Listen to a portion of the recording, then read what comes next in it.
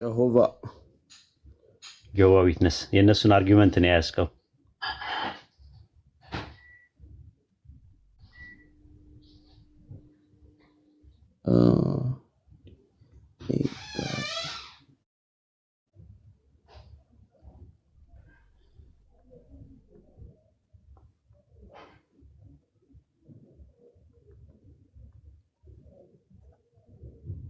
ቶሎ በል ጊዜያችንን እንጠቀም።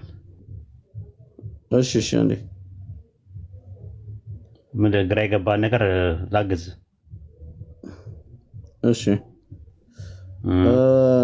ኤንአርኬ ኤን ሆሎጎስ ካይ ሆሎጎስ ፕሮቶስቶንቲዮን ካይቲዮስ ኤን ሆሎጎስ ማለት ተበላሽ ካይ ላርመ ኤንአርኬ ኤን ሆሎጎስ በልስቲ ኤንአርኬ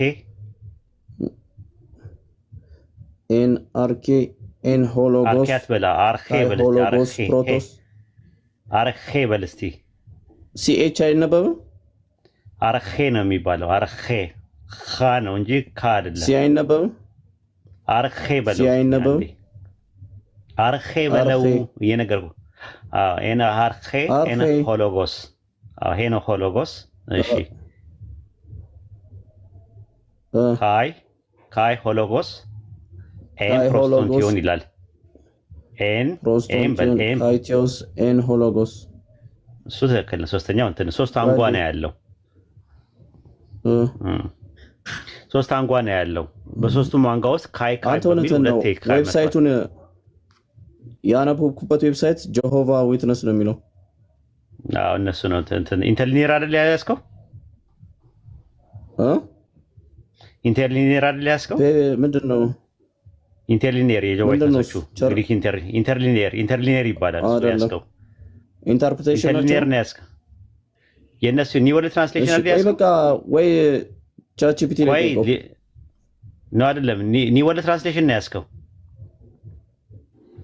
አረ ዝም ብሎ ዌብሳይት ነው እኮ። የማን ነው? የጀሆቫ ዊትነስ ዌብሳይት አይደል? እኮ ታዲያ ኒው ወርልድ ትራንስሌሽን ነው እኮ የሚባለው እኮ።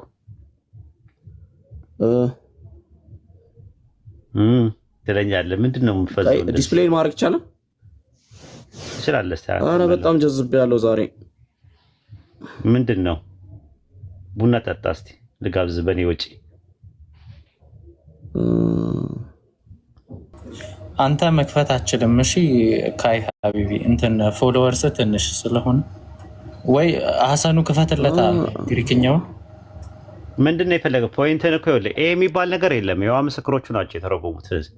ኤ እና አን የሚባል ነገር በግሪክ የለም። በግሪክ ያለው ፎርሞች ዴፊኒት አርቲክል እና ኢንዲፊኒት አርቲክል የሚባሉ አሉ። ዴፊኒት አርቲክል ላይ ሲቀመጡ በባለቤት በተሳቢ በተዘዋዋሪ ምናምን አኩዜቲቭ፣ ኖሚኔቲቭ፣ ዳቲቭ፣ ጄኔቲቭ፣ ሎካቲቭ፣ ቮካቲቭ የሚባሉ 8 ናቸው ያሉት። ከ8 ውስጥ አሁን በዋነኝነት የሚታወቁት ሆ ብለህ ስትጠቀም ባለቤት ላይ ነው ዴፊኒት አርቲክል። ተሳቢ ስታደርገው ደግሞ ቶን ብለህ ትጠቀማለህ። ከዛ በኋላ ደግሞ በአገናዛቢ ስታደርግ ቱ ብለህ ትጠቀማለህ አይደለ? እንደዚህ አይነት አተረጓጎሞች አሉ። የአገናዛቢ ምናምን ነገሮች አሉ። ወደ 8 አይነት አንትኖች አሉ። ዴፊኒት አርቲክል ከሌለው የለውም ነው ራሱ እንጂ ኤ እና አን ብላ አትተረጉመውም። ለምሳሌ ዮሐንስ ወንጌል 1:8-6 ላይ ስሙ ዮሐንስ የሚባል ከአምላክ ዘንድ የተላከ አንድ ሰው ነበር ይላል አይደል? አምላክ የተባለው ማን ነው? የሱንም ቴስቲሞኒ እንቀበላለን። ማን ነው አምላክ የተባለው? ዛቀ ማን ነው? ዘፋዘር ነው።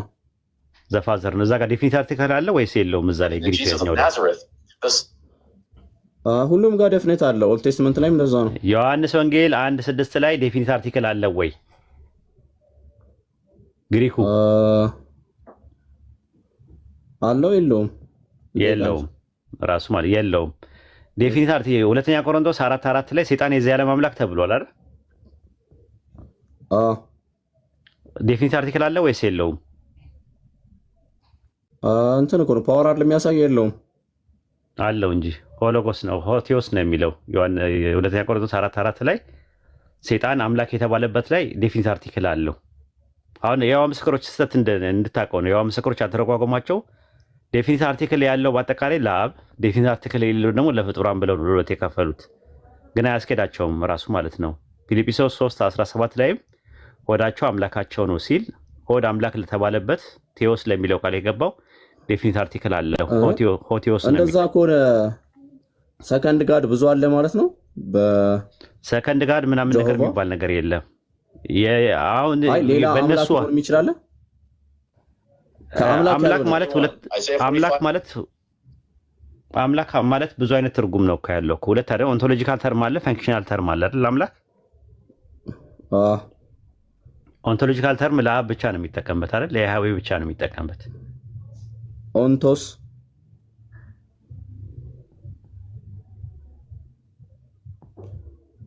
እየሰማሁ ነው። ኦንቶስ ትላለህ እኮ ታወራለህ ከራስህ ጋር።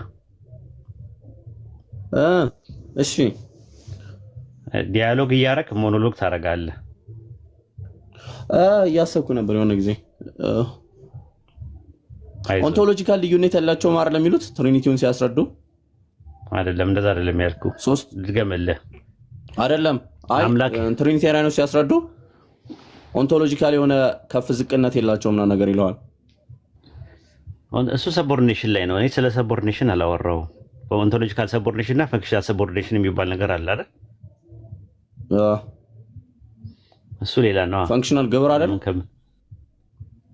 ግብር ነው፣ ግን እሱ ሌላ ነው፣ ሌላ ነገር ነው። ተርም ነው። እሱ ነው የሚጠቀሙት ነው መስለ ኦንቶሎጂካል ተርሙን ለማስረዳት ነው እንጂ እንትራል እንደማውቀው ልነግርህ።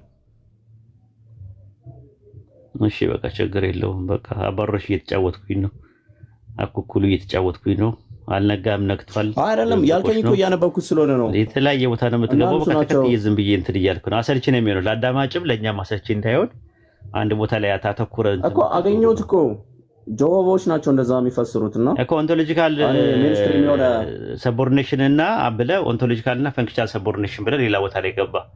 እኔ ደግሞ አምላክ የሚለው ቃል ሁለት አይነት ትርጉም አለው። የጠየቀው ቴዎስ የሚለው ቃል በባይብል ውስጥ ሁለት አይነት ትርጉም አለው። ኦንቶሎጂካል ተርም ሆኖ ይመጣል፣ ፈንክሽናል ተርም ሆኖ ይመጣል ነው ልልህ የነበረው። እሱን ላብራራልህ ነበረ። እንግዲህ ታባቱ ጦስና ጠንቡሳ ሲይዙ ሂድ፣ እረፍት አድርግበት፣ እረፍት አድርግበት። ታባቱ ትንሽ ቡና ጠጣ እስቲ በእኔ ውጪ። ኡስታዝ አንተ ከመውጣት በፊት አንድ ጥያቄ ልጠይቀህ ኡስታዝ። እሺ ካይ እሺ ወንድም ሐቢቢ አብሽር። እሺ ኢንሻአላህ የንጽጽር ትምህርትም መማር ከፈለክ ያው ትምህርት በኡስታዝ ወሂድ ይሰጣል። ቴሌግራም ግሩፕ እናስገባህና የበለጠ ያለህን እውቀት የበለጠ ማስፋትና ማጠንከርና ለዚህ ለንጽጽሩ ግብአት እንድታውለው እናደርጋለን ኢንሻአላህ። በውስጥ ኮንታክት አድርገኝ። አንድ ይቅርበት፣ እኛ አንፈልግም እንደዚህ አይነት ሰው እንዲማር። ምክንያቱም ይሄ ከተማረ እኛንም ነው የሚያምታታን፣ ጭንቅላታችን ነው የሚያዞረው አይደል? ካይ ማሻአላ አሪፍ እውቀት ስላለው እኛንም ያዞረናል ማለት ነው። እሺ ጥያቄን ስማኝ ይላል ይችላል። እሺ ዮሐንስ አንዳንድ ላይ ካይ አለ ካይ አለው። ዮሐንስ አንዳንድ ላይ ስንት ማንነት ነው ያለው? ፐርሰን ነው። ስንት ፐርሰን ነው ያለው? ያው ፐርሰን ማንነትን ስለሚወክል ሁለት ነው የሚሆነው። ወርድ ነው ሁለት ነው ያለው። ፐርሰን የለም እኮ እዛ ጋር ፐርሰን የለም። አንድ ፐርሰን ነው ያለው፣ አብ ነው ያለው። ግን ቃል የሚባለው ሎጎስ ነው። ለምሳሌ ስትመለከተው ፐርሰን አይደለም፣ ያኔ ቃል ነው። ቃል ፐርሰን ነው እንዴ? እንዴት ሁለት ማንነት ይሆናል? አይደንቲፊኬሽን የሚያውቅ የራሱን ሰፓሬሽን የሚያውቅ ዊል ያለው ነገር አይደለም አይደለም እዛ ጋር ያለው ማለት ነው። ለምሳሌ ሮሜ 9:9 ላይ ስትመለከተው ለርብቃም የተነገራት የተስፋ ቃል ይላል አይደል? የተስፋ ቃል የሚለው ሆሎጎስ ነው የሚለው አይደል? ግሪከኛው ሆሎጎስ። ታዲያ እሱ ፐርሰን ነው ለርብቃ ሲነገራት የነበረው። ሎጎስ ማለት ዘ ዊዝደም ኦፍ ጋድ አይደል እንዴ? ባይብል ሊትሬቸር ነው አይደል? እሱ ሊትሬቸር ነው። ሎጎስ ማለት እንግዲህ ስፒች ማለት ነው አይደለ? ዮሐንስ ወንጌል 6:63 ላይ ይህ የሚያስጨንቅ ነገር ነው። እንደ ዊዝደም ኦፍ ጋድ አይደል የሚጠቀመው? ዮሐንስ ወንጌል አንዳንድ ላይ ያለው ስፒች አይደል እንዴ? በመጀመሪያ ቃል ነበረ ሲል የነበረው ቃል ከጥንት ጀምሮ በነበሩ ነቢያቶች ሲነገር የነበረ ቃል አለ። ምን የሚል ቃል ነበረ? ከጥንት ጀምሮ ሲነገር የነበረው ከመጀመሪያ ጀምሮ ሲነገር የነበረው ቃል ምን የሚል ቃል ነበር? ሲነገር የነበረው ስለ መሲሁ ሰን ኦፍ ጋድ ነው አይደለም።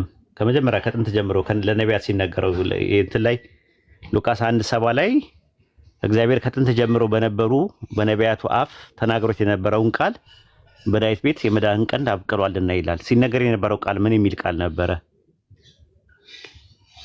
አንተ ነገረኛ እኮ መሲሁ ይመጣል የሚል ቃል ነበር አይደለ? ለምሳሌ 9:3-15 ላይ በአንተና በሴቲቱ መካከል በዘርና በዘሯ መካከል ጠላትነትን አደርጋለሁ፣ አንተ ሰኮናውን ትቀጠቅጣለህ፣ እርሱ ደግሞ ራስን ይቀጠቅጣል። በአንተና በሴቲቱ መካከል በዘርና በዘሯ መካከል ጠላትነትን አደርጋለሁ አለ። ዘር አለ፣ የሴቲቱ ዘር እንደሚወጣ ይናገራል። ከዛ በኋላ ወደ አቤል ይመጣል፣ ከዛ ወደ ሄኖክ ይመጣል፣ ከዛ በኋላ ደግሞ ቀጥሎ ወደ ኖህ ይመጣና አብርሃም ጋር ይመጣል። ዕብራውያን 11 ላይ ታገኛለህ። ለአባቶች የተነገረ ነው ያ ነገር። ከዛ የተሰጣቸውን የተስፋ ቃል አላገኙትምና አለ። ዳሩ ግን ከሩቅ ሆነው አዩትና ተሳለሙት አለ። የተስፋ ቃል የነበረው ማን ነው? መሳያ ነው። ገላትያ ምዕራፍ 3 ቁጥር 16 ላይ ለአብርሃምና ለዘሩ የተስፋ ቃል ተነገረ። ለብዙዎች እንደሚናገር ለዘሮች አይልም፣ ስለ አንድ እንደሚነገር ግን ለዘር ይላል፣ እሱም ክርስቶስ ነው አለ። ኦሪት ዘፍጥረት ምዕራፍ 22 ቁጥር 18 ላይ ለአብርሃም ምንድን ነው ያለው? የምድር አሕዛብ ሁሉ በዘር ይባረካሉ፣ ምንን ሰምተሃል? ቃሌን ሰምተሃልና አለው። ሲነገር የነበረው ቃል መሲሁ ይመጣል የሚል ቃል በመጀመሪያ ነበር አለ። ያ ቃል ደግሞ በማን ዘንድ ነበር አለ? በአብ ዘንድ ወይም ደግሞ በአምላክ ዘንድ ነበር አለ። ያ ቃል ስለማን ነው የሚያወራው ሲባል ስለ ገዢ ነው የሚያወራው፣ ስለ አምላክ ነው የሚያወራው። ያም ቃል ምን ነበረ? አምላክ ነበረ አለ። ምን ማለት ነው ሲባል ሁለተኛ ቆሮንቶስ ምዕራፍ 4 ቁጥር 4 ላይ ምንድን ነው የሚለው? ሰይጣን የዚህ ዓለም አምላክ ነው ይልና ዮሐንስ ወንጌል 12 15 እና 16 ላይ 14 ላይ ስትመለከተው የዚህ ዓለም ገዢ ይለዋል። አሃ አምላክ ማለት ገዢ ማለት ነው ትርጉሙ? አዎ ከጥንት ጀምሮ ይመጣል የሚባል ገዢ ነበረ። ያም ቃል ምን ነበረ? ገዢ ነበረ። ዘፍጥረት ምዕራፍ 49 ቁጥር 11 ላይ ምን ይላል? ገዢ እስኪመጣ ድረስ ይላል። ትንቢተ ሚልክያስ ምዕራፍ 5 ቁጥር 2 ላይ እንደዛ ነው። አወጣጡ ከቀድሞ ጀምሮ የሆነ ገዢ ይወጣልኛልና አለ። ኦሪት ዘኍልቍ ምዕራፍ 24 ቁጥር 17 እና 18 ላይ እንደዛ ነው የሚናገረው። ምን ይላል? ከያዕቆብ የሚወጣ ገዢ። ስለዚህ ያም ቃል ምን ነበር አለ? ገዢ ነበር አለ። ከዛስ ቁጥር 14 ላይ ያ ሲነገር የነበረው ቃል ድንግል ማርያም ማኅፀን ውስጥ ስጋ ሆነ ማለት ነው፣ ተፈጸመ ማለት ነው። የምናገረው ቃል ሎጎስ ወይም ዳቫር የሚባለው ይፈጸማል አለ። ሆነ ኤግኔቶ ሆነ የሚለው ቃል ተፈጸመ በሚል ባይብል ላይ ብዙ ቦታ ላይ ይመጣል ራሱ። ከዛ አንጻር ነው የምናየው ማለት። ለዛ ነው አንደኛ ዮሐንስ መልእክት ምዕራፍ 1 ቁጥር 1 ላይ ስለ ሕይወት ቃል ከመጀመሪያ የነበረውና የሰማነው የሚሰማ ነበር። ከዛስ ቃል ስጋ ሲሆንና የሚታይ የሚዳስስ ሲሆን በዓይናችን ያየነው እጆቻችን የዳሰሰውን እናወራለን እያለ ይቀጥላል ማለት ነው። ለምሳሌ አንደኛ ቆሮንቶስ ምዕራፍ 10 ቁጥር 4 ላይ ይከተላቸው ከነበረ ከዚያ መንፈሳዊ አለት ጠጥተዋልና አለ። አለቱ ማን ነበር ይላል? ማን ነበር ይላል? አለቱ ካይ ምናልሽ አልሰማኝም። አንደኛ ቆሮንቶስ ምዕራፍ 10 ቁጥር 4 ላይ ይከተላቸው ከነበረ ከዛ ከመንፈሳዊ አለት ጠጥተዋልና አለ። አለቱ ማን ነበር ይላል?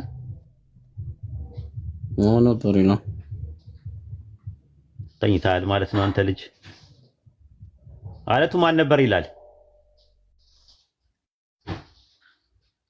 ኡስታዝ ወርዷል። ተኝቷል። አለቱ ክርስቶስ ነበረ ይላል። ግን ክርስቶስ ያ አለት ክርስቶስ ሆኖ አይደለም ሲኖር የነበረው። ክርስቶስ ነበረ ማለት ያኔ ክርስቶስ ማለት የተቀባ ማለት የተቀባ በኋላ ላይ ነው። ግን ክርስቶስ ነበረ ማለት ወደፊት የሚቀባው ነበረ ማለት ተፈልጎ ልክ እንደዛው ነው። አምላክ ነበረ፣ በመጀመሪያ ቃል ነበረ፣ ቃልም በአምላክ ዘንድ ነበረ፣ ቃልም አምላክ ነበረ፣ ገዢ ነበረ ሲል ስለ መሲሁ የተነገረው ገዢ የሚሆነው በኋላ ላይ ነው፣ ሲሾም ነው።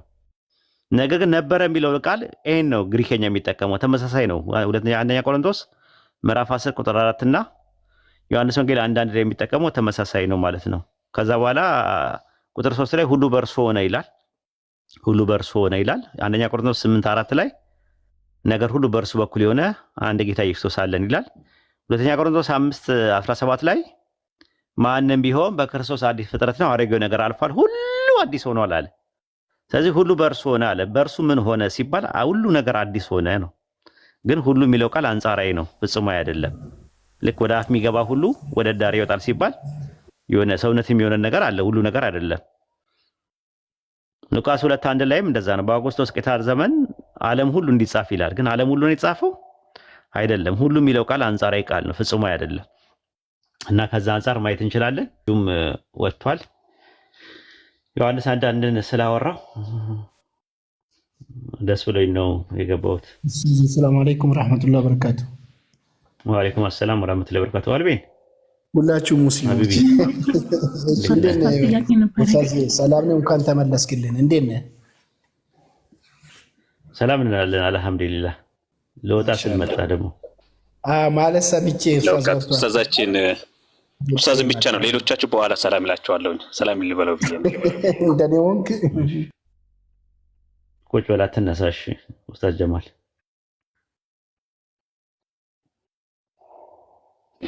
አንድ ጊዜ እንዳይወጣ ኡስታዝ እንዴ ብቻ ክርስቲያኖች ስላሉ ከቻለ ኡስታዝ እንትን ሰላም ይበላቸው፣ ካልሆነ ደግሞ ኮሪያ ብለሽ ያዥው ዊላን ኮሪያ ብለሽ ያዥው። ግን የመጀመሪያው ምን ነበር የፈለግሽው? እንትን በ376 ላይ ማርያምን ኩሪያ ብለው ይሏታል ተብሎ ነበርና ፈተናው ላይ የወጣው ሌላ ነበርና ስለተበላሁኝ ትንሽ ተናድጄ ነው። ቦነስ አለው፣ ችግር የለውም። መርሐባ። እሺ እንደዛ ከሆነ ትክክል። ሹክራን ሀቢቢ። አንድ ጥያቄ መጨመር እችላለሁ?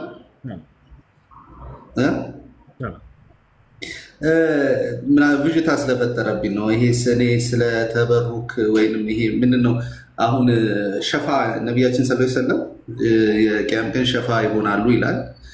ይሄንንም እናምናለን። ያው እኛ ሙስሊሞች ስለሆነን እውቀታችን ትንሽ ቢሆንም በቅንነት ነው የምንረዳው፣ በመልካም ሳይድ ነው የምንረዳው እና ከክርስቲያኖች ጋር ስናወራ የእነሱን የሌላን አማላጅነት መጠየቅ ከዚህ ጋር አያይዞ አንስቶብኝ ነበር። እኔ እናንተም እኮ ፋይናሊ ሸፋ ይሆኑላችኋል። እኛም አማላጅነትን የምንጠይቀው እነሱ ያደርጋሉ ሳይሆን እንዲያደርጉ ያማልዱናል። በእርግጥ በእስልምና ውስጥ በአላህና በአማኝ መሀል ግርዶሽ እንደሌለ እኔ አውቃለሁ። ያ ረሱልም ሸፋ አላህ የሰጣቸው ውስን የሆኑ እውቀቶች አሉኝ። እኔ በዛ ዙሪያ ላይ ዝርዝር ነገር እፈልጋለሁ። ሁለተኛው ነገር ደግሞ ልጠይቅ የፈለግኩት ሌላው ከዚህ ጋር ተያይዞ አሁን ዱዓ አድርጉልኝ ማለት በአካል ያለ ሰው አባትን ሊሆን ይችላል፣ እናትን ወይንም ባዳም ሆኖ ሽማግሌም ትልቅ ሰው አሮጊትም ዱዓ አድርጉልኝ ብሎ እነሱን መጠየቅ እንዴት ይታያል በኢስላም? ትክክል አይደለም? እሺ፣ በህይወት ያለን ሰው ዱዓ አድርግልኝ ማለት ችግር የለውም። አንድ መልካም ነው ብለህ የምታስበውን አካል ወይ እናትህን ወይ አባትህን ዱዓ አድርጉልኝ ማለት ችግር የለውም። እነዚህ አካል ከሞቱ በኋላ እስከሆነ አይቻልም። ከሞቱ በኋላ አይቻልም። በህይወት እያሉ ከሆነ ችግር የለውም። ሐዩን ቃዲሩን ሓዲሩን፣ እነዚህ ሶስት መስፈርቶች ከተገኙ የሰው ልጅ በሚችለው ነገር ላይ መጠየቅ ችግር የለውም። ሐይ ማለት በህይወት ያለ መሆን አለበት። ቃዲር ማለት በሚችለው ነገር መሆን አለበት።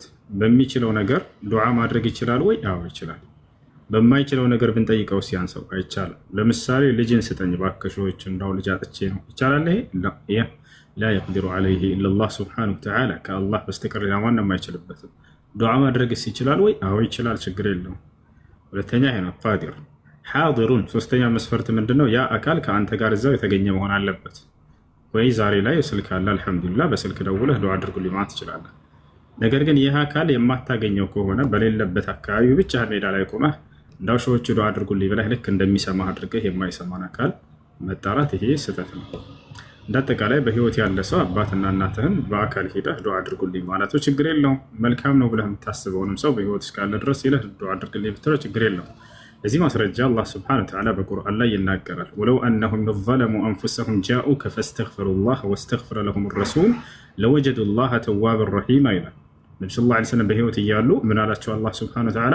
ወለው አነሁም የظለሙ አንፉሰሁም፣ ከእነርሱ አንዳቸው ነፍሳቸውን ቢበድሉ ወይንም ኃጢአትን ቢያደርጉ ጃኡከ ከዚያም ወደ አንተ መጥተው ፈስተግፈሩላህ ወስተግፈረ ለሁም ረሱል አላህን ምህረት ቢማጸኑ ወይንም አንተ ምህረትን ብትማጸንላቸው ለወጀዱላህ ተዋበን ረሒማ አምላክ አላህን ንስሐቸውን የሚቀበላቸው ተውበታቸውን የሚቀበላቸው ሆኖ ባገኙት ነበረ፣ እሱም አዛኝ ሆኖ ባገኙት ነበር እያለ ይናገራል።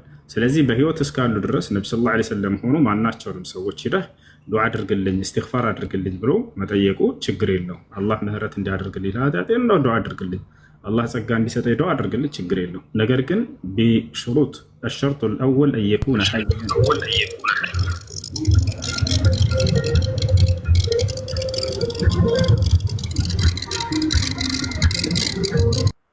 ያ ሰው በህይወት መኖር አለበት። ሁለተኛ በአካል እዚያ የተገኘ መሆን አለበት። ሶስተኛ በሚችለው ነገር መሆን አለበት።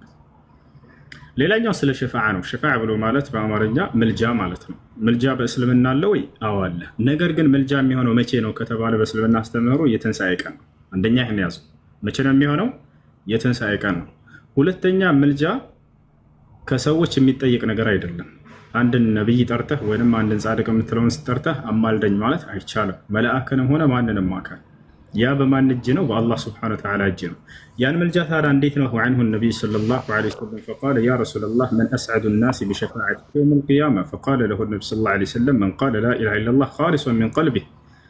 ከነቢዩ ሰለላሁ ዐለይሂ ወሰለም ሰሓቦች መካከል አንደኛው ሰሓባ ቆመና ጠየቃቸው ነቢዩ ሰለላሁ ዐለይሂ ወሰለም አንቱ የአላህ መልእክተኛ ሆይ የትንሣኤ ቀን የእርሶን ምልጃ በማግኘት እድለኛ የሚሆነው ማን ነው አላቸው። ነቢዩ ሰለላሁ ዐለይሂ ወሰለም መን ቃለ ላ ኢላሃ ኢለላህ ላኢላሃ ኢለላህ ያለ ሰው አሉት። ያ ማለት ከአንዱ አምላክ ከአላህ በስተቀር በእውነት የሚመለክ ሌላ አምላክ የለም ብሎ የመሰከረ ሰው አሉ። ኻሊሰን ሚን ቀልቢሂ ከልቡ ጥርት ባለ መልኩ አሉ። ያ ማለት ላኢላሃ ኢለላህ ከአላህ በስተቀር ሌላ በእውነት የሚመለክ አምላክ የለም ብሎ በዚያው ላይ የጸና በእርሱ ላይ ቅንጣትን ያላጋራ እርሱም በብቸኝነት የተገዛ ሰው፣ እነዚህ ሁሉ ማናቸውም ሰዎች የትንሣኤ ቀን ምልጃን ያገኛሉ። አማላጁ ማን ነው ከተባለ ነቢያቶች ናቸው። ማን እንደሚያማልድ እንመጣበታለን።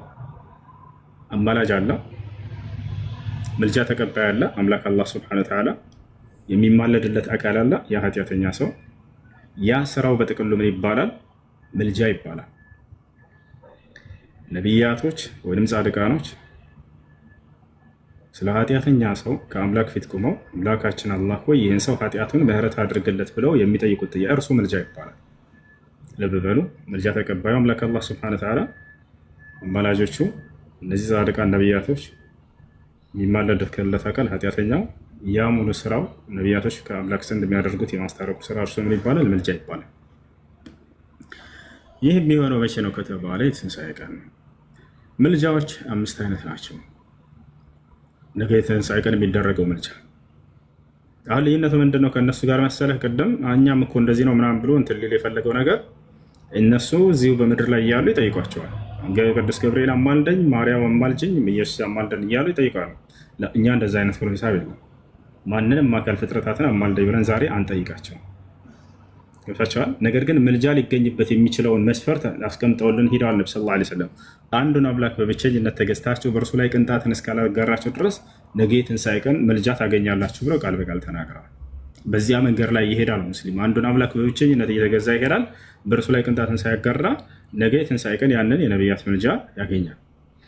እሺ ምልጃዎች 5 አይነት ናቸው። ገብታችኋል አይደል? 3ቱ የምልጃ አይነት የነቢዩ ሰለላሁ ዐለይሂ ወሰለም ብቻ ነው፣ ሌላ ማንም ሰው አይጋራቸው። ኻሱን ቢነቢይ ዐለይሂ ሰላቱ ወሰላም። ሌሎቹ ምልጃዎች ላይ ደግሞ ሌሎች አካሎች ይጋሯቸዋል። الشفاعة الأولى هي شفاعته صلى الله عليه وسلم لأهل الموقف، وهي التي تسمى بالشفاعة العظمى أو الشفاعة الكبرى. والشفاعة الثانية التي هي خاص بالنبي عليه الصلاة والسلام شفاعته صلى الله عليه وسلم لعمه أبو طالب. والشفاعة الثالثة هي شفاعته صلى الله عليه وسلم لأهل الجنة لكي يدخلوا الجنة إلى الجنة. ከዚያ ውጭ እነዚህ 3ቱ ሸፋዓዎች ምልጃዎች የነብዩ ሰለላሁ ዐለይሂ ወሰለም ብቻ ናቸው፣ ሌላ ማንም ሰው አይጋራቸው። የትንሣኤ ቀን አንደኛው የመጀመሪያው የሸፋዓ አይነት ምንድን ነው? ለአማኝም ለከሃዲውም የሚያደርጉት ምልጃ ነው ነገ የትንሣኤ ቀን። እርሱም ምን አይነት ምልጃ ነው ከተባለ የሰው ልጆች ከቀብራቸው ከተነሱ በኋላ ለ50 ሺህ ዓመት ያክል በአንድ ሜዳ ላይ ይቆማሉ። ፀሐይ የስንዝር ያክል ርቀዋቸው እያንዳንዱ ሰው በኃጢአቱ ልክ ላቡ ይሰምጣሉ ወደ 7ቱ መሬት ድረስ፣ እርሱንም ሁሉ እስከ አፉ ድረስ የሚደርስ አለ ላቡ አሉ። ወሚንሁም መን የብልጉ ኢላ አንፊሂ ወኢላ ዐይነይሂ ወሚንሁም መን ዩልጅሙሁ ልዓረቁ ኢልጃመን አሉ። ከኃጢአታቸው ብዛት የተነሳ ሰዎች የትንሣኤ ቀን ላባቸው 7ቱን መሬት ሰምጦ ሂዶ እነርሱንም እንዲሁ እስከ አፋቸው የሚደርስባቸዋል አሉ። እስከ አፍንጫቸው እስከ አይናቸው ሙሉ በሙሉ የሚያሰምጠውን ባለ ብለው ተናገሩ። እንደ አጠቃላይ የውመ የቁሙ ናሱ ሊረቢል ዓለሚን ሰዎች ሁሉ ለዓለማቱ ጌታ ለፍርዱ ቀን የሚቆሙበት ቀን አለ። ያ ቀን ለ50 ሺህ ዓመት ይቆማሉ ሰዎች። በዚያን ጊዜ ለ50 ሺህ ዓመት ከቆሙ በኋላ ምልጃ ስርዓት ይደረጋል። የዚያ ምልጃ ባለቤት ማን ነው? ምልጃው ምን አስመልክቶ ነው ከተባለ ፍርድ እንዲጀምር ዘንድ ነው። 50 ሺህ ዓመት ያክል ሰዎች ይቆማሉ። የዛኔ አንዲት ቃልን ትንፍሽ አድርጎ የሚናገር ሰው የለም። ፈላ ተስመዑ ኢላ ሀምሰ አላህ ስብሐነሁ ወተዓላ ጭራሽ የምትሰማው ድምፅ አይኖርም የዛኔ እያለ ይናገራል። ሁሉም ጸጥ ብሎ ከአዲያኖች አይናቸው ቀጥ ብሎ እንደዚህ እንዲህ ግጥም ሳትል አይናቸው ለ50 ሺህ ዓመት ያክል ይቆያሉ። ወቅተረበል ወዕዱል ሐቅ አለ አምላካችን አላህ፣ እውነተኛውም ቀጠሮ ቀርቧል አለ የትንሣኤው ቀን። ፈኢዛ ሂየ ሻኺሰቱን አብሳሩ ለዚነ ከፈሩ፣ የዚያኔም እነዚያ የካዱት ሰዎች አይናቸው ፍጥጥ ብላ ትቀራለች አለ። በቃ እንዲህ ዝቅ አይልም አይናቸው፣ ገጠም እንኳን አይልም ከድንጋጤ የተነሳ። ምን ይላሉ? ያ ወይለና ቀድ ኩና ፊ ገፍለትን ሚን ሃዛ ይላሉ። ዋ ጥፋታችን፣ ከዚህ ከከባድ ቀን ለካ ዘንግተን ነበር በምድር ላይ ሳለን ይላሉ አለ። በልኩና ዛሊሚን፣ ይሄን ቀን ችላ በማለታችንና በመርሳታችንም በእርግጥም ነፍሳችንን በድለን ነበር ይላሉ። ይሆናል ይህ ይሆናል። ከዚያ በኋላ ለ50 ሺህ ሰዎች ከቆሙ በኋላ የዛኔ አማኞች የት ነው የሚሆኑት ከተባለ አማኞች የዛኔ አላህ ሱብሓነሁ ወተዓላ እንግዳዎች ናቸው። የት ይሆናሉ? ከአርሽ ጥላ ስር ያስተልላቸዋል። አላህ ሱብሓነሁ ወተዓላ በክብር በዙፋን ያስቀምጣቸዋል። ያ 50 ሺህ ዓመት የተባለው ጊዜ በእነርሱ ላይ 50 ሺህ ዓመት የሚያልፍ እንዳይመስላችሁ። ነቢ ሰለላሁ ዐለይሂ ወሰለም ተጠየቁ ሐዲስ ላይ እሱ ኢለ ነቢ ሰለላሁ ዐለይሂ ወሰለም عن مدى موقف المؤمنين يوم القيامة فقال صلى الله عليه وسلم يوم القيامة على المؤمنين كما بين الظهر والعصر ያቺ የትንሣኤዋ ቀን በአማኞች ላይ ከዙሁር እስከ አሱር እንዳለችው አጭር ጊዜ ሆና ታልፍላቸዋለች አሉ። እንደ አጠቃላይ ይህ ከሆነ በኋላ ሰዎች የፍርዱ ቀን ማነው የዛኔ ከ50 ሺህ ዓመት መቆም በኋላ አማላጅን ይፈልጋሉ። ምን እንዲሆንላቸው? ፍርድ እንዲጀምርላቸው። ይሄ መቆሙ በጣም ከበዳቸው። ከዚያ በኋላ ወደ አደም ጋር ይሄዳሉ። የሰው ልጆች አባት ወደ ሆነው ጋር ይጠይቁታል።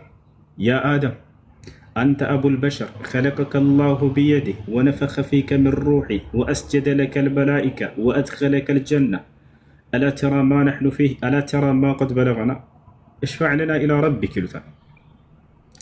አንተ አደም ሆይ ይሉታል የሰው ልጆች እንዳለ አማኙን ከሃዲው መት ኸለቀከ አላሁ ቢየዲህ አምላክ አላህ አክብሮህ ከሁሉም በላይ በእጁ ፈጥሮሃል። ወነፈኸ ፊከ ምን ሩሒህ ከመንፈሱም በአንተ ላይ ዘርቶብሃል። ወአስጀደ ለከ ልመላኢካ መላእክቶችንም አሰግዶልሃል። ወአድኸለከ ልጀና ጀነትንም አስገብተዋል።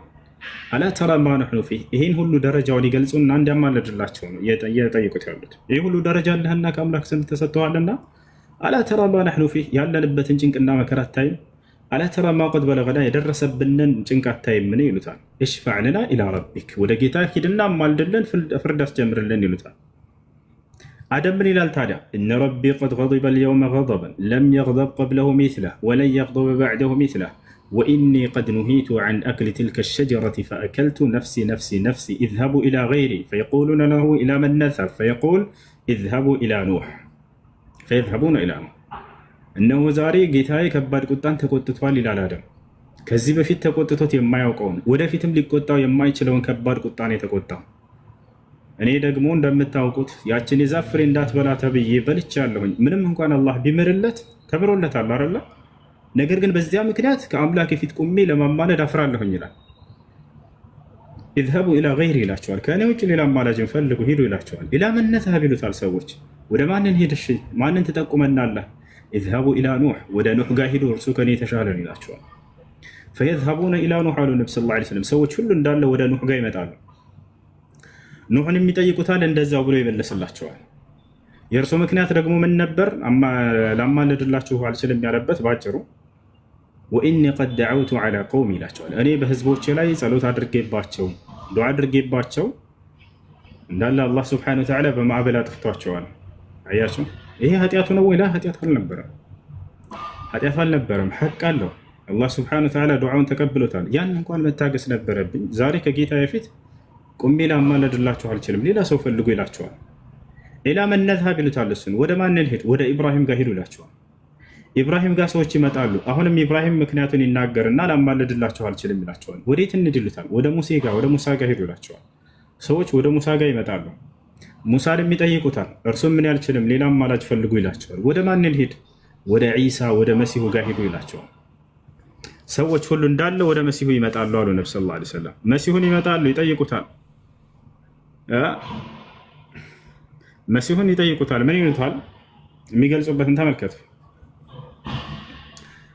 ያ ዒሳ ይሉታል። አንተ ዒሳ ሆይ አንተ ከሊመቱላሂ አንተ ሩሑላሂ ወከሊመቱሁ አልቃሃ ኢላ መርየም፣ አንተ አምላክ አላህ በቃሉ ያስገኘህ ነህ ይሉታል።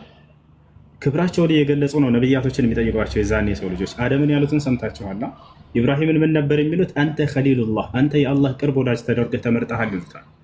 አላህ በቁርአን ላይ ወተኸዘ ላሁ ኢብራሂመ ከሊላ እንዳለ። መሲሁ ደግሞ በምን ተለይቷል ከነቢያቶች?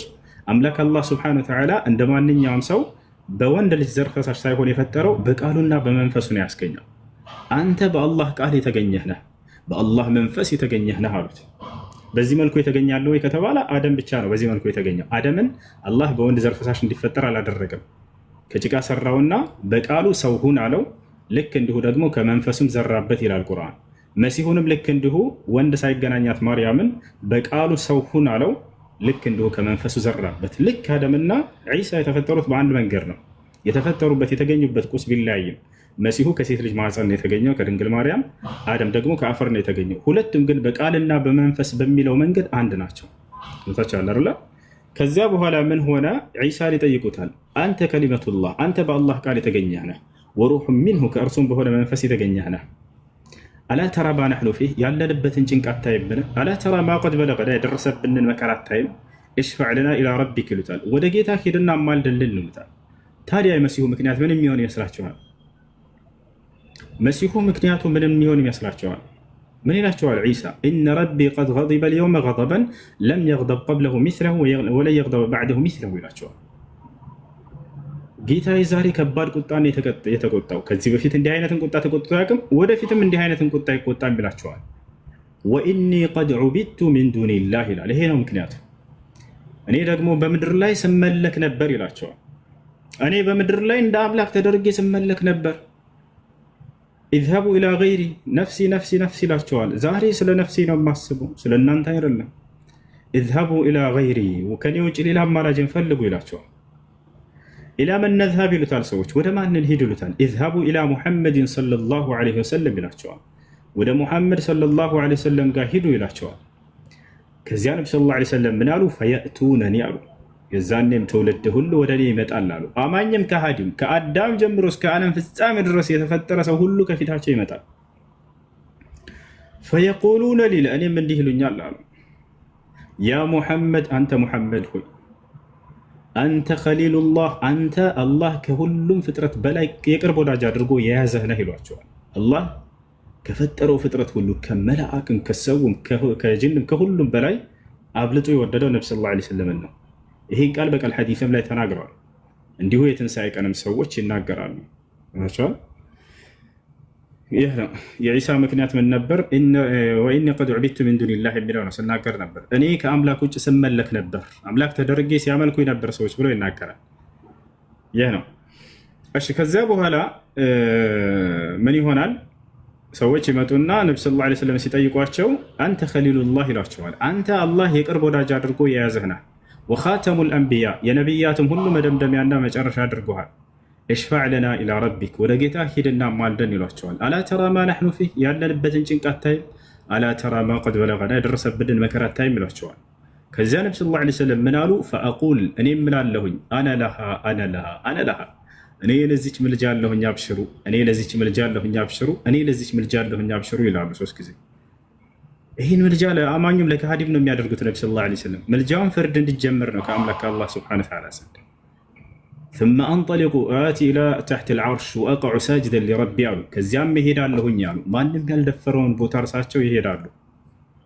አንዲት የዛንዴ አንዲት እርምጃ የሚራመድ የለም ያለ አምላክ አላህ ሱብሓነሁ ወተዓላ ትእዛዝ። ነቢ ሰለላሁ ዐለይሂ ወሰለም ይህን ነገር ሲመጣላቸው ጊዜ ምልጃ አድርጉልን ሲሏቸው ጊዜ ፈአንጠሊቁ ኢላ ተሕት ልዓርሽ ወአቅዑ ሳጅደን ሊረቢ፣ ወደ አርሽ ስር ሄድና ለጌታዬ ለአምላኬ ለአላህ ስጅድ ወርዳለሁኝ አሉ። ተመልከቱ ስርዓታቸው። ሄደው ጌታዬ እባክህ አማልድላችሁ አይደለም የሚሉት፣ መጀመሪያ ሄደው ለእርሱ ስጅድ ይወድቃሉ። ወአቀዑ ሳጅደን ሊረቢ ለጌታዬ ሰጋጅ ሁኜ ወድቃለሁ በግንባሬ አሉ። ፈየፍተሑ ላሁ ዐለየ ሚን መሐሚድህ ማ ለም የፍተሑ ዐለየ ሚን ቀብል አሉ። ከዚህ በፊት ያላሳውቀኝን የውዳሴና የምስጋና ቃላትንም የዛኔ ይከፍትልኛል ያሳውቀኛል አሉ። ፈአሕመድሁ ወኡስኒ ዐለይህ አሉ። እኔም ለረጅም ሰዓት አመሰግነዋለሁኝ አወድሰዋለሁኝ አሉ። ከዚያም በኋላ መልጃን እጠይቀዋለሁኝ ፍርድን እንድጀምር ለምነዋለሁኝ አሉ። ፈየቁል ከዚያም እንዲህ ይለኛል አሉ፣ ያ ሙሐመድ ሙሐመድ ሆይ እርፈዕ ረእሰክ ራስህን አንሳ ከስጅድ በቃ፣ ወሰል ቱዕጣ የፈለግከውን ጠይቅ ትሰጣለህ፣ ወሽፈዕ ቱሸፋዕ አማልድ ከእኔ ፊት መልጃህም ተቀባይ ነው ይላቸዋል። አማልድ መልጃህ ተቀባይ ነው ይላቸዋል። ነቢ ስ ላ ሰለም ሶስትን ትእዛዝ ይሰማሉ። አንደኛ ራስህን አንሳ፣ ራሳቸውን ያነሳሉ። ሁለተኛ የምትፈልገውን ጠይቀኝ ዛሬ ልስጥህ ይላቸዋል። ነቢ ስ ላ ሰለም ምን አሉ? ፈአቁሉ ያ ረቢ ኡመቲ ኡመቲ ኡመቲ ሶስት ጊዜ ብል ይላሉ። አምላክ ያላህ ሆይ የምትፈልገውን ጠይቅ ብለኸኛል፣ እኔ ስምጠይቀህ ስለ ትውልዶቼ ነው ይላሉ። ይህ ነው እውነተኛ ፍቅር። ትክክለኛ ፍቅር በደስታህ ጊዜ ከጎንህ የቆመ ሰው አይደለም፣ በጭንቅህና በመከራህ ጊዜ ከጎንህ የቆመ ሰው ነው። የጭንቅም ሁሉ ጭንቅ የትንሣኤው ጭንቅ ነው። ከዚያ በላይ ጭንቅ የለም። ይወታችኋል። የዛን ጊዜ ስለምትፈልገውን ጠይቅ ሲባሉ ጊዜ ጌታዬ ሆይ ስለ ትውልዶቼ ነው የምጠይቅህ ብለው ይጠይቁታል። ኡመቲ ኡመቲ ኡመቲ ይሉታል ሶስት ጊዜ። ሙሐመድ ሆይ ይላቸዋል አላህ ስብሓነሁ ወተዓላ አድኺል ሚን ኡመቲከ 70,000 ቢገይሪ ሒሳብን ወላ ዒቃብ ኢለል ጀና ይላቸዋል። ሙሐመድ ሆይ ከትውልድህ ጀነት እነዚህን አስገባ ብሎ ያዛቸዋል። ፈአኹዙኩም ወኡድኺልኩም አልጀና ብለው ቃል በቃል በሌላ ሐዲስ ላይ ይናገራሉ። እኔም የዛኔ ከዚያ በኋላ የያዝኩኝ ወደ ጀነት አስገባቸዋለሁኝ አሉ። ወደ ጀነት ማስገባታቸው የአምላክነት መገለጫ ነው ወይ? አይደለም፣ በፍጹም። በአምላክ ትእዛዝ ነው ይሄን የሚያደርጉት። አንድ ነቢይ በአምላክ ትእዛዝ እኔ ወደ ገነት እናስገባቸዋለሁ ብሎ ቢናገር የአምላክነት መገለጫ አይደለም። አምላክ ስልጣን ከሰጣቸው ለነቢያቶች የትኛውንም ድርጊት ቢያደርጉ አምላክን በስልጣኑ ተጋርተውታል ማለት አይደለም። ያን ሰጥቷቸው ነው የሚያደርጉት። ነቢያችን ሰለላሁ ዐለይሂ ወሰለም ከዚያ በኋላ ምን ይላሉ? ኢሳና የእርሱ አንድ ናቸው? አንድ ናቸው፣ አንድ ናቸው። እሺ ከዚያ በኋላ ወሽፈዕ ቱሸፈዕ ተብለዋል። አማልድ መልጃህ ተቀባይ ነው ይላቸዋል። ከዚያም በኋላ አምላክ ያላህ ሆይ ለፍጥረት ሁሉ ፍርድን ጀምርላቸው ይላሉ። የዛኔ ይጀመራል። ከዚያ በፊት ግን ትውልድ ሁሉ መጥቶ ያመሰግናቸዋል። አማኝም ከሃዲውም። አላህ ይህም በቁርአን ላይ ቃል ገብቷል። ሱረቱል ኢስራእ ላይ ወሚነ ሌይሊ ፈተሐጀድ ቢሂ ናፊለተን ለክ ዓሳ አን የብዓሰከ ረቡከ መቃመን መሕሙዳ ይላል። አንተ የምትመሰገንበትንም ስፍራ ላስነሳህ ቃል ገብቼልሃለሁ ብሏቸዋል። ፈየሕመድሁ አልኸላኢቅ የውመል ቂያማ ለዑለሞች ፍጥረት ሁሉ የትንሣኤ ቀን ያመሰግናቸዋል። አማኝም ከሃዲም ሁሉ። ለምን? ከዛ ከጭንቅና ከመከራ ማንም ነቢይ መጥቶ አማልዶ ያልገለገላቸውን እርሳቸው ስለሚገላግሏቸው ፍርድን ስለሚያስጀምሩላቸው። ወረበል ከዕባ በጌታ በአላህ ስም እላለሁኝ አማኝም ከሃዲም ቁሞ ነው የሚያመሰግናቸው። የዛኔ ሙሐመድ የተባሉትን በከንቱ አይደለም ስማቸው። ሙሐመድ ማለት ምስጉኑ ማለት ነው። ፍጥረት ሁሉ ስለሚያመሰግናቸው የትንሣኤ ቀን። ይህ የመጀመሪያው ትልቁ ምልጃ ነው። ስለዚህ በዚህ ምልጃ ላይ ሁሉም ነቢያት እንደማይችሉና ነቢ ሰለላሁ ዐለይሂ ወሰለም እንደሆኑ የሚያማልዱት ይናገራሉ፣ እርሳቸው ያማልዳሉ። ሁለተኛው የምልጃ አይነት ምንድነው? የትንሣኤ ቀን የሚካሄደው ሸፋዓቱሁ ሰለላሁ ዐለይሂ ወሰለም ሊአህሊል ጀና። ነቢዩ ሙሐመድ ሰለላሁ ዐለይሂ ወሰለም ለጀነት ሰዎች የሚያደርጉት ምልጃ ምንድን ነው? እሱም ከፍርዱ ቀን በኋላ ሰዎች እንደየስራቸው እንደ እምነታቸው ከሃዲያኖች ወደ ገሃነም፣ አማኞች ወደ ገነት እንዲገቡ ከተወሰነ በኋላ ሰው ዝም ብሎ ሄዶ ገነት ዘው ብሎ የሚገባበት ዓለም አይደለም። ገፋቻል አይደል? ዘው ብሎ የሚገባበት አይደለም። ሄዶ ገነትን የሚያስከፍት አካል ያስፈልጋል። አሁንም የገነት ሰዎች አደምን አስከፍተልን ገነት ይሉታል። ኑህ ጋር ሄዱ ይላቸዋል። ኑህም ልክ እንዲሁ ይጠይቃል፣ ወደ አብርሃም ጋር ሄዱ ይላቸዋል። አብርሃም ይጠይቃል፣ ወደ ሙሴ ጋር ሄዱ ይላቸዋል። ሙሴ ከዚያ ወደ ዒሳ ጋር ሄዱ ይባላል። ዒሳ ሲጠየቅ ወደ ሙሐመድ ጋር ሄዱ ይላል። አሁንም የገነትን በር እርሳቸው ናቸው የሚያስከፍቱት። ነቢ ሰለላሁ ዐለይሂ ወሰለም ሐዲስ ላይ ቃል በቃል ሙስሊም ላይ በተዘገበ ሐዲስ ላይ ምን አሉ? አቲ ኢላ ባቢል ጀነቲ የውመል ቂያመቲ ፈአስተፍቲሕ ፈየቁሉ ልኻዚን መን አንት ፈአቁል አነ ሙሐመድ ፈየቁል ኡሚርቱ አላ አፍተሐ ሊአሐድን ቀብለከ ያ ሙሐመድ ثመ የፍተሕ ሊ ፈአኩኑ አወሉ መን የድኹሉሃ። የትንሣኤ ቀን ወደ ገነት በር ሄዳለሁ አሉ ነቢ ሰለላሁ ዐለይሂ ወሰለም። ወደ ገነት በር ሄዳለሁ ፈአስተፍቲሕ አሉ ቃል በቃል እኔም የገነትን በር አስከፍታታለሁኝ አሉ። ገነት ያለ ነቢዩ ሙሐመድ ሰለላሁ ዐለይሂ ወሰለም አትከፈትም። ይሄን የሚመሰክረው ማን ነው ከተባለ ራሱ መሲሁ ነው። የትንሣኤ ቀን ገነትን አስከፍትልን በሚባል ጊዜ ሙሐመድ ነው የሚያስከፍትላችሁ ሂዱ ብሎ ሰዎችን ወደ እርሳቸው ይጠቁማቸዋል። ከዚያ በኋላ ነቢ ሰለላሁ ዐለይሂ ወሰለም ወደ ገነት በር ሄዱና ያስከፍታሉ። ጠባቂ መልአክ አለው ገነት፣ ዝም ብሎ አይደለም። ያ መልአክ ምን ይላል? መን አንት ይላል። ማነህ አንተ ብሎ ይጠይቃል። ፈአቁል አነ ሙሐመድ፣ እኔ ሙሐመድ ነኝ ይለዋለሁኝ። መልአኩም ምን ይላል? ኡምርቱ አላ አፍተሐ ሊአሐድን ቀብለከ ያ ሙሐመድ፣ ሙሐመድ ሆይ ከአንተ በፊት ለአንድም ለሌላ እንዳልከፍት ታዝዤ አንተን እየጠበቅኩ ነው ብሎ ይናገራቸዋል። ገነት ከተፈጠረችበት ጊዜ አንስቶ ይህ መልአክ እርሳቸውን እየጠበቀ ይገኛል። እስካሁን ሙሐመድ መጥቶ እስኪያስከፍትህ ድረስ ለማንም እንዳትከፍት ተብሎ ታዘው እየጠበቀ ይገኛል። ከዚያ ነቢ ሰለላሁ ዐለይሂ ወሰለም የመጀመሪያ ገነት ገቢዎቹ እርሳቸው እንደሆኑ ተናገሩ። አነ አወሉ መን የድኹሉል ጀነ ወልቂያማ አሉ። የትንሣኤ ቀን መጀመሪያ ወደ ገነት የምገባው እኔ ነኝ አሉ። ከዚያስ ተከትሎ ማን ነው የሚገባው? የእርሳቸው ትውልድ ነው። ሐዲስ ላይ ነቢ ሰለላሁ ዐለይሂ ወሰለም ሲናገሩ ብላሉ ነሕኑ ልአኺሩን አሳቢቁን አሉ። እኛ ኋለኞቹና ፊተኞቹ ነን አሉ። ኋለኞቹና ፊተኞቹ ነን። እታችሁ ከሆነ መጽሐፍ ቅዱስ ላይ ኢየሱስ ክርስቶስ ወደ ገነት የሚገቡ ሰዎችን ከተናገረ በኋላ ነገር ግን ኋለኞች ፊተኞች ይሆናሉ ብሎ ተናግሯል። ነቢዩ ሰለላሁ ዐለይሂ ወሰለም ይሄን መጽሐፍ ቅዱስ አላነበቡት፣ ግን ቃል በቃል ብናሉ እኛ ነን ኋለኞቹና ፊተኞቹ አሉ። ምን ማለት ነው ኋለኞቹና ፊተኞቹ ማለት? ከትውልድ ሁሉ ኋላ የመጡት ነቢ ሰለላሁ ዐለይሂ ወሰለም እና ትውልዶቻቸው ናቸው። ከኛ በፊት ነቢያትና ትውልዶቻቸው አልፈዋል። ኋለኛ ማለት ከትውልድ ኋላ ስለመጡ ነው። ፊተኞቹ ማለት ደግሞ የትንሣኤ ቀን ከፊት ከትውልድ ሁሉ ፊት ገነት የሚገቡት እርሳቸውና ትውልዳቸው ስለሆኑ ነው። በሌላ ሐዲስ ላይ ራሳቸው ተናግረውታል። ነሕኑ ልአኺሩን አሳቢቁን፣ እኛ ኋለኞቹና ፊተኞቹ ነን ብለው ተናገሩ። ይህን ይመስላል። ይሄ ሁለተኛ የመልጃ አይነት ነው። የገነት ሰዎች ገነት ተከፍቶላቸው እንዲገቡ የሚደረገው በነቢ ሰለላሁ ዐለይሂ ወሰለም ነው። ሶስተኛው የመልጃ አይነት የነቢ ሰለላሁ ዐለይሂ ወሰለም ብቻ መልጃ የሆነው ለአጎታቸው ለአቡ ጣሊብ የሚያደርጉት መልጃ ነው። አጎታቸው አቡ ጣሊብ ለእርሱ መልጃ ያደርጉለታል። ከሃዲያኖች ከገሃነም እንዲወጡ ወደ ገነት እንዲገቡ ለማድረግ ይሄን መልጃ ለማንም አልሰጠም አምላክ አላህ ሱብሓነሁ ወተዓላ። ገዛቻለረ ከሃዲያኖች ከገሃነም እንዲወጡ ወደ ገነት እንዲገቡ መልጃ ማድረግ አይቻልም፣ የላቸውም። አላህ ያን ቃል በቃል በቁርአን ላይ ተናግሯል። ፈማ ተንፈዑሁም ሸፋዓቱ ሻፊዒን ይላል። የአማላጆች መልጃ ፍጹም አይጠቅማቸውም፣ አይፈቀድም ለከሃዲያን ማማለድ። ነገር ግን እዛው ገሃነም ሆኖ በዚያው ላይ ሳለ ቅጣቱ እንዲቀነስለት ለማድረግ አላህ ሱብሓነሁ ወተዓላ ይሄን ለነብዩ ሰለላሁ ዐለይሂ ወሰለም ብቻ ሰጥታቸዋል። ማን? አጎታቸው አቡ ጣሊብ። ምክንያቱ ምንድን ነው ከተባለ አምላክ ነቢዩ ሙሐመድ ሰለላሁ ዐለይሂ ወሰለም ነቢይ አድርጎ ባስነሳበት ጊዜ በእርሳቸው ላይ የመካ ከሃዲያኖች በርካታ ጥቃት ሊያደርሱባቸው ሲሉ ከፊታቸው ቆሞ ሲከላከልላቸው የነበረ ሰው ስለሆነ ነው።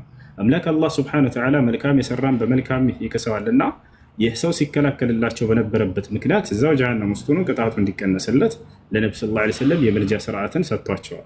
ከታቻል ሸፋዓቱ ሰለላሁ ዐለይሂ ወሰለም ሊዐሚ አቡ ጣሊብ። ይሄ ሶስቱ የመልጃ አይነት ነው። ሌሎቹ የመልጃ አይነቶች ማን ማን ያማልዳሉ ከተባለ የዛኔ የትንሣኤ ቀን ሁሉም ነቢያት ለየትውልዱ ያማልዳል። ወልአንቢያ የሽፈዑን የውመል ቂያማ አሉ ነቢ ሰለላሁ ዐለይሂ ወሰለም። ነቢያት የትንሣኤ ቀን ያማልዳሉ። አብርሃም ለትውልዱ ያማልዳል። ከትውልዱ ላመኑት ሰዎች ኃጢአታቸው ለበዛባቸው ሰዎች ማለት ነው። ገፈቻል ሸፋዓቱ ሰለላሁ ዐለይሂ ወሰለም ሊአህሊል ከባኢር። በዚህ የመልጃ አይነቱ ደግሞ ምንድን ነው?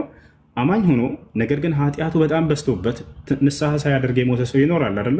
ዛሬ ነገ ንስሐ አደርጋለሁ እያለ ይህ ሰው የትንሣኤ ቀን አላህ ሱብሓነሁ ወተዓላ መልጃን ከነቢያቶች ያሰጠዋል። ነቢያቶች መጥተው ከአምላክ ፊት እንዲያማልዱለት ያደርጋል።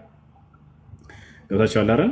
ስለዚህ በዚህ ላይ ሁሉም ነቢያት ይጋራቸዋል። ነቢ ሰለላሁ ዐለይሂ ወሰለም ብቻ አይደሉም። አብርሃም ለትውልዱ፣ ሙሴ ለትውልዱ፣ መሲሁ ለትውልዱ፣ ሁሉም ነቢያት ለየትውልዳቸው ከትውልዳቸው ኃጢአቱ ለበዛበት አካል አምላክ አላህ ሱብሓነሁ ወተዓላ ለኃጢአቱ ምህረት እንዲያደርግለት እንዲያማልዱ ይፈቅድላቸዋል። ነቢያቶች ብቻ ናቸው ወይ በዚህ ላይ? አይደሉም። መላእክቶችም ያማልዳሉ። እነ ጅብሪል፣ እነ ሚካኤል፣ እነ ኢስራፊል፣ እነ መለኩል መውት ሁሉም መላእክ የዛኔ ያማልዳሉ። ለምን ከተባለ እነዚህ ጻድቆች ናቸው፣ ኃጢአትን አያደርጉም። ነቢያትም ልክ እንዲሁ ከኃጢአት ንጹህ የሆነ አካል እንዲያማልዱ የዛኔ ይፈቅድላቸዋል። ተቻል ስለዚህ መላእክቶችም የዛኔ ለአማኞች ገነት እንዲገባ የተፈቀደለት ሁሉ ስለ ጓደኛውና በጊዜ ታማልዳለች ወይ? ታማልዳለች። ማርያም ጻድቅ ነበረች። አላህ ቃል በቃል በቁርአን ላይ ጻድቅ ነች ብሏታል።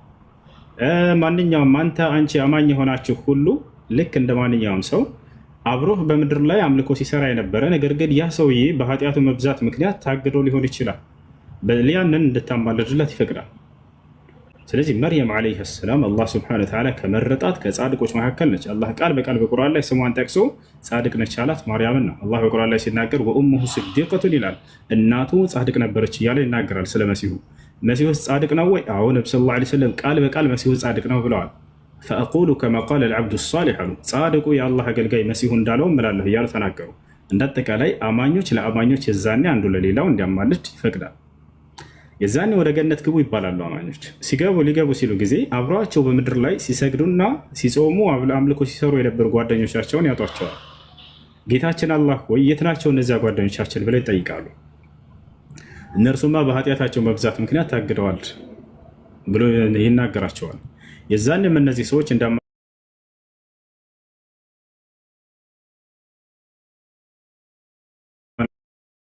ብለው ያማልዳሉ። ከዛ ይዛችኋቸው ነው ሂዱ ግቡ ይላቸዋል። አላህ ሱብሓነሁ ወተዓላ እነዚህን አማኞች እንዲያማልዱ ይፈቅድላቸዋል። ሌላው ማንም የሚያማልደው የመጨረሻ አሱቢያን ህፃናት ልጆች ለወላጆቻቸው ያማልዳሉ። በእስልምና ህፃን ልጁን ያጣ ሰው የሚካሰው ትልቁ መካስ ይሄ ነው። ገብታችኋል? ብዙ ጊዜ ሰዎች ህፃን ልጆቻቸው ሲሞቱባቸው ያዝናሉ አይደለም። ነገር ግን አላህ በመንከሳቸው ነገ የትንሣኤ ቀን እነዚህ ህፃናት ልጆች ወንጀል የለባቸውም። ህፃናት ልጆች ወንጀል የለባቸውም። ወሱቢያን የሽፈዑን አሉ ነቢ ሰለላሁ ዐለይሂ ወሰለም። የትንሣኤ ቀን ህፃናት ልጆች ወደ ገነት ነው ግቡ የሚባሉት ያለምንም ቅጣት። ገብታችኋል? ሐዲስ ላይ ሲናገሩ አጥፋሉ ሙስሊሚን ፊል ጀነ፣ ሙስሊም ህፃናት ልጆች የገነት ናቸው ብለው ተናገሩ። ወደ ገነት ሲገቡ ጊዜ የጅሊሱነ ዐላ ባቢል ጀነ አሉ ነቢ ሰለላሁ ዐለይሂ ወሰለም። በገነት በር ላይ ይቀመጣሉ። አላህ እያወቀ ይጠይቃቸዋል። ሊማዛ ላ ተድኹሉን፣ ለምን አትገቡም ሲላቸው ፈየቁሉን ያ ረበና ላ ነድኹሉ ሐታ የድኹለ መዐና አባኡና ወኡመሃቱና፣ ጌታችን አላህ ሆይ ከእኛ ጋር አባት እናቶቻችን እስካልገቡ ድረስ አንገባም ይላሉ። አላህ ሱብሓነሁ ወተዓላ ሚዛኔ ይዛቸዋቸውን ሂዱ ወላጃቸውን ብሎ ይፈቅድላቸዋል። በኃጢአታቸው ምክንያት እነዚያ ታግደው ከሆነ በስቶባቸው ከሆነ ማለት ነው። ከዚያም ለወላጆቻቸው እንዲያማልዱ ይፈቅድላቸዋል ማለት ነው። እነዚህ ናቸው የመልጃ ስርዓቶች። ይህ ሆኖ እነዚህ ምልጃዎችን ዛሬ በምድር ላይ ማንንም አካል መልአክንም ሆነ ማንንም አካል ጠርቶ አማልደኝ ማለት አይቻልም፣ ስህተት ነው። ገብርኤልን፣ ሚካኤልን፣ ማርያምን፣ መሲሁን፣ ማንንም ነቢያት፣ ማንንም ጻድቅ ብላችሁ የምታስቡትን አካል ነቢዩ ሙሐመድ ሰለላሁ ዐለይሂ ወሰለም ቢሆን አማልዱኝ ብሎ ዛሬ በምድር ላይ መማፀንና መጠየቅ አይቻልም በፍጹም። ነገር ግን ምንድነው የሚቻለው ከተባለ አምላክ ያላህ ሆይ የትንሣኤ ቀን ይህንን ምልጃ ከሚያገኙት መልካም ባሪያዎች አድርገኝ ብሎ ቀጥታ አምላክን አላህን መማፀኑ ችግር የለም። የዛኔ መልጃውን ሊያገኝ የሚችለው ምን አይነት ሰው እንደሆነ ቅድም ነግራቸዋለሁ። መስፈርቱ አንዱን አምላክ በብቸኝነት መገዛት፣ በእርሱ ላይ ቅንጣትን አለማጋራት ነው። ለዚህ ማስረጃ በሁረይራ የተባለ ታላቁ ሰሃባ ሲናገር ሲጠይቅ ማለ ሰአልቱ ረሱላ ሰለላሁ ዐለይሂ ወሰለም ጠየቋቸዋል። ምን አስዐዱ ናሲ ቢሸፋዓቲከ የውመል ቂያማ፣ የትንሣኤ ቀን የእርሱን ምልጃ በማግኘት እድለኛ የሚሆን ምን አይነት ሰው? ምን ቃለ